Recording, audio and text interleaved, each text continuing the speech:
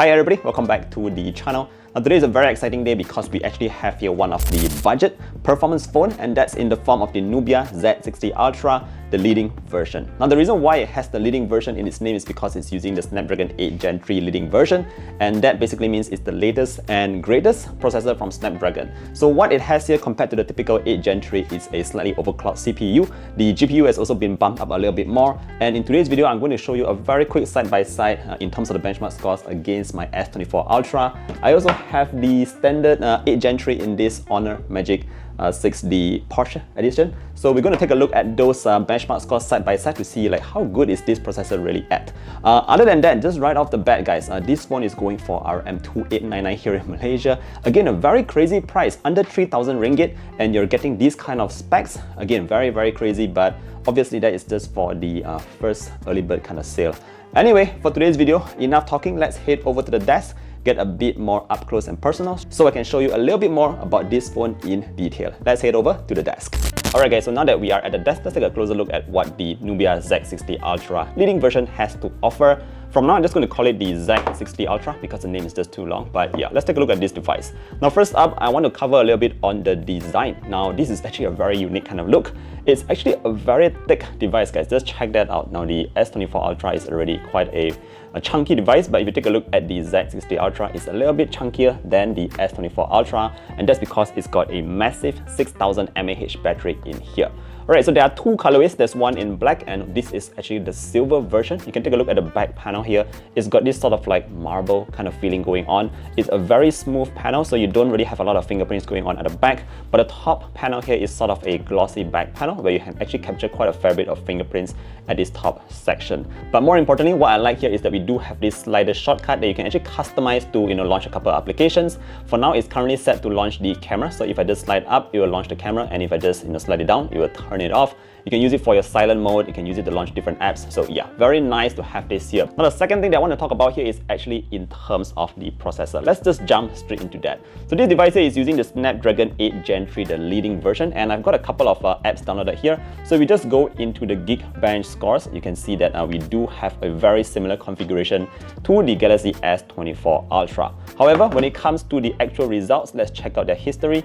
This is what you can see here. In terms of the results, the S24 Ultra is actually slightly ahead in terms of the Geekbench scores for the CPUs, but if you just move into the GPUs, for example, over here, you notice that in this case, the Z60 Ultra is actually a little bit aging forward in terms of that. Now, if we just go into the AnTuTu scores, you might notice that there's quite a bit of a different story over here. And this time around, the Z60 Ultra is actually higher than the S24 Ultra. Now, let's put this away for now and let's just bring over our standard, Snapdragon 8 Gen 3 over here. Now, if we just go back into our benchmarks over here, you can take a look at the numbers over here. This is where the processor is a little bit different.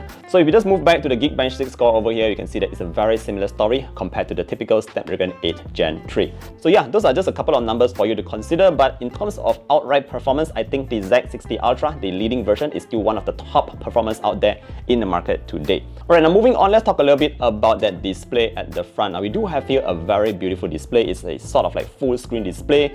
The bezels are actually very symmetrical all across, and what I particularly enjoyed here is watching movies on this device. So if you notice here, the selfie camera is under the display, so you really don't see that little tiny dot at the top. And let me just show you real quick like how it feels like to actually watch Netflix. So I've got my Netflix installed in here. So let's say, for example, I'm into this particular show right there, and if I just put it into full screen, just check out the viewing experience, guys. This is a fantastic display to watch shows on. Now, I think this is actually like a mini kind of TV because when I just put it on my desk or when I'm just lying in bed, just holding it like this, just check out the kind of screen estate that you have here. It's a very beautiful display. It's an AMOLED display, by the way. It's a 120Hz display. Now, I know this is sort of like a gaming phone, so it should have a 144Hz display, but 120Hz is still very smooth on this Z60 Ultra. Alright, now moving on to the cameras at the back. Now, what we have here is actually a 50 megapixel main sensor. This is the Sony IMX906. It comes with OIS. You also have a 50 megapixel ultra wide, and finally you have the 64 megapixel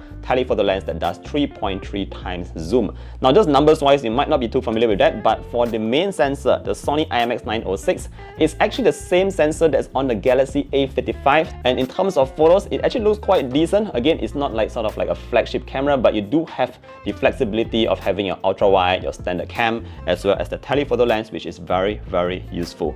Now, last but not least, you might be wondering about the selfie camera at the front. So it's definitely not the clearest selfie camera out there. You can see that, personally, my whole face is like sort of blurred out. So this is the kind of selfies that you will be getting. Okay-ish, I would say. There's a bit of processing that goes on at the end to make it a little bit clearer, but if you're just going for selfies, this is probably not the phone for you.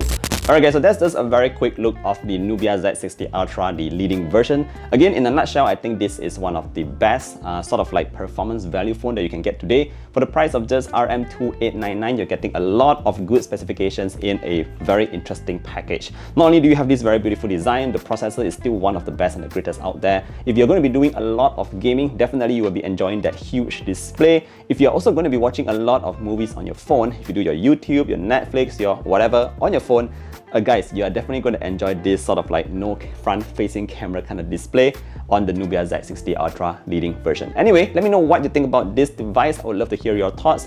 For more details, check out the links down below. Thank you for watching all the way to the end. Don't forget to drop a like and sub to the channel if you want to see more content like this. And I look forward to seeing you guys in the next one. Do take care, stay safe, and bye-bye.